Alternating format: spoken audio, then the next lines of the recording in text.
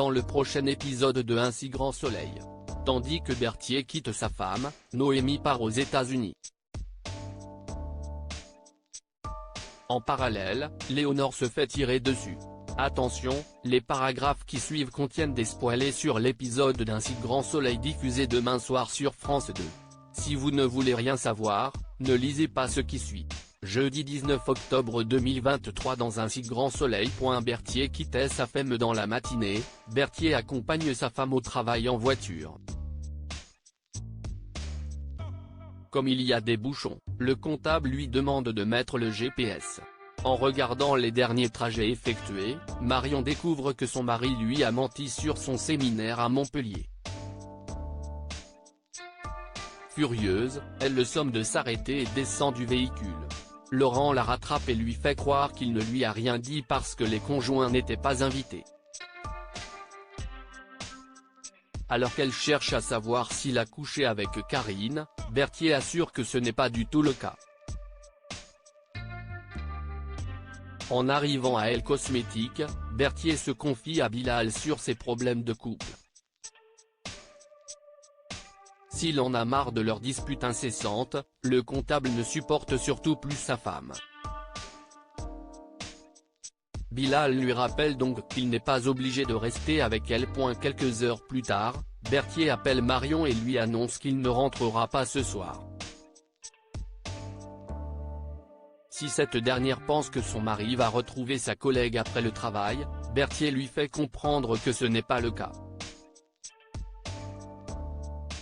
Et d'ajouter qu'il ne veut plus de cette vie dans laquelle ils se disputent sans cesse. Cela faisant beaucoup trop longtemps qu'ils se font du mal, le comptable lui fait comprendre qu'il la quitte avant de raccrocher. Noémie part aux États-Unis. Jade sollicite l'aide de José car elle aimerait que le reseller l'aide à retrouver le véritable voleur de montres afin de sortir Julie de prison.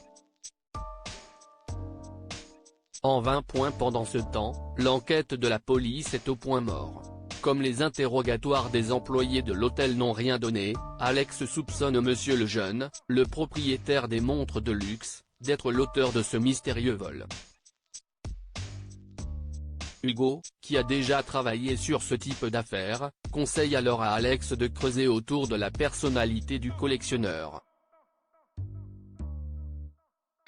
En s'intéressant à ses angoisses et à sa capacité à gérer ses frustrations, il finira par découvrir son véritable mobile. Convaincu qu'il tient une piste, Alex débarque au cabinet BGL et fait part de ses soupçons concernant le jeune à Guillaume et Johanna.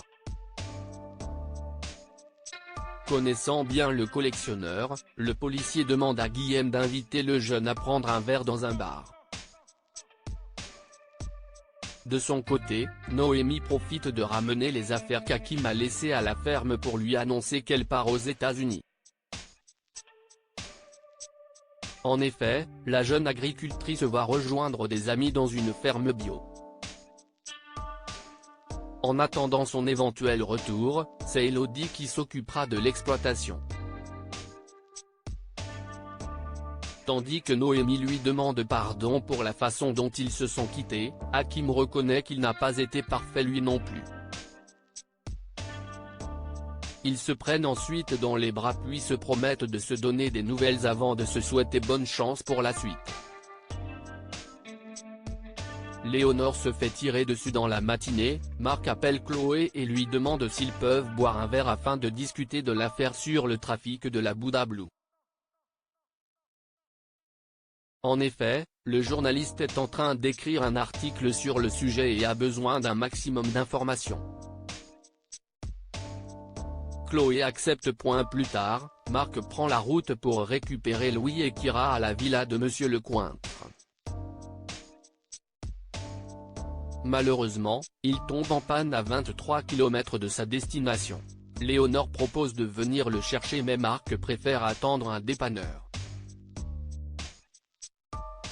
Il prévient alors son ex-femme qu'il arrivera probablement tard pour récupérer les enfants.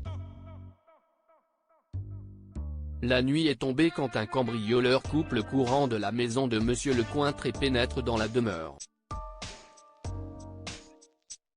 apprécie Henrik. Kira et Louis dorment à l'étage, Léonore s'est quant à elle assoupie sur le canapé du rez-de-chaussée en attendant Marc. Lorsqu'elle entend quelque chose tomber, elle se réveille brusquement et cherche à identifier d'où provient le bruit. Si elle pense dans un premier temps que Marc est arrivé, elle comprend tout de suite ce qu'il se trame en découvrant un sac de sport au pied d'une œuvre d'art. Malheureusement, Léonore tombe nez à nez avec le cambrioleur. Cette dernière a à peine le temps de crier le nom d'Henrik auquel se fait tirer dessus. Gravement blessée, la mère de Louis s'écroule au sol et perd connaissance.